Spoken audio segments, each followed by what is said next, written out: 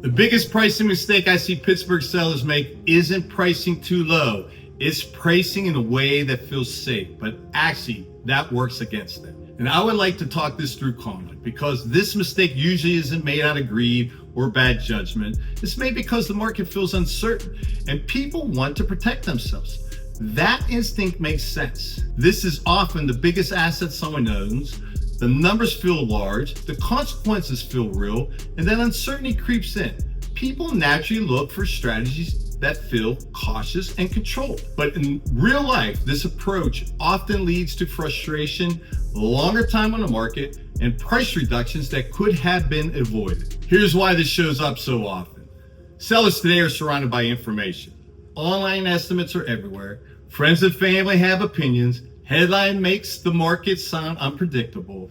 So a very common thought process is, let's price a little higher. We can always come down. On the surface, that feels reasonable. It feels cautious. It feels like a way to stay in control. And I don't think that logic is irrational. It's just incomplete. Because the way buyers actually behave, especially in the Pittsburgh real estate market, doesn't line up with that strategy nearly as well as people expect. Buyers today are informed, but they are also cautious. They're watching multiple homes at once. They're tracking price changes. They're comparing what feels fair versus what feels optimistic. When a home comes on, price higher than where the market expects it to be, buyers don't usually rush in and negotiate it down. Instead, they pause. They wait. And while they're waiting, they're asking quiet questions. Why hasn't this house sold yet? Am I missing something? Is the seller unrealistic? Even when nothing is wrong with the house, time on the market starts to create doubt. That doubt changes how buyers engage. They stop picturing themselves in the home and they start looking for reasons not to act. And once a buyer mentally categorizes a home that way, it becomes very difficult to change that perception. The real mistake usually isn't the number itself. The mistake is pricing defensively instead of deliberately. Defensive pricing is about avoiding regret. Deliberate pricing is about creating clarity. Those are very different goals. When a home first hits the market, that initial window matters more than most people realize.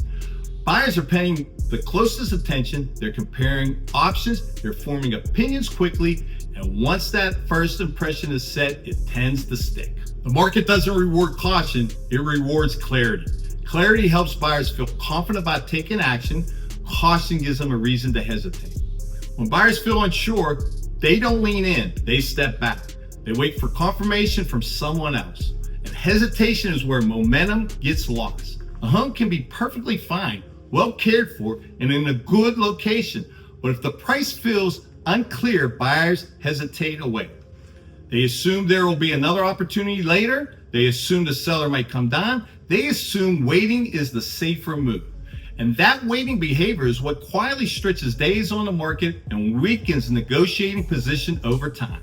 This is where the idea of we can always reduce later starts to cause problems. It sounds flexible, it sounds safe, but it usually doesn't play out the way sellers expect. Price reductions are meant to reset interest, but emotionally, many buyers don't see them that way. Instead of thinking, now it's a great opportunity, they think, why didn't it sell before?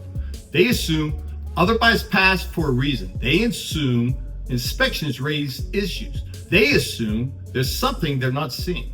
And even when none of that is true, the perception sticks. And once doubt enters the picture, buyers engage differently. They negotiate harder. They take longer to decide. They feel less urgency. That's why price reductions often fail to create the momentum sellers were hoping for. This pattern shows up a little differently in Pittsburgh than in some other markets.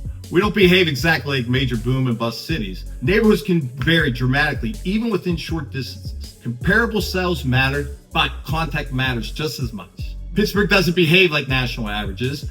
Online estimates and big picture trends miss local behavior. Condition, positioning, and neighborhood context matter more here. Two homes with similar square footage can perform very differently based on layout, upkeep, and buyer expectations in that specific area. That's why pricing based purely on online estimates or national headlines often miss the mark in this market.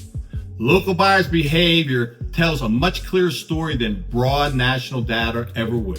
If you remember nothing else, remember this. Price to create confidence, not comfort. Comfort is internal, confidence is external. Your first pricing decision is usually your strongest one. The initial impression carries more weight than later adjustments. Getting it right up front often reduces the need for corrections later.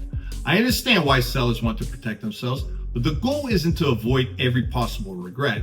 The goal is to make a clear, informed decision that works with how the market actually behaves. One thing I've learned over time is that confidence alone doesn't win in real estate. Clarity does. Clear expectations, clear positioning, clear understanding of buyer behavior. That's what leads to smoother transactions and better outcomes. This isn't about timing the market perfectly or chasing headlines. It's about understanding how pricing decisions actually play out once a home hits the market. Clarity beats optimism every time.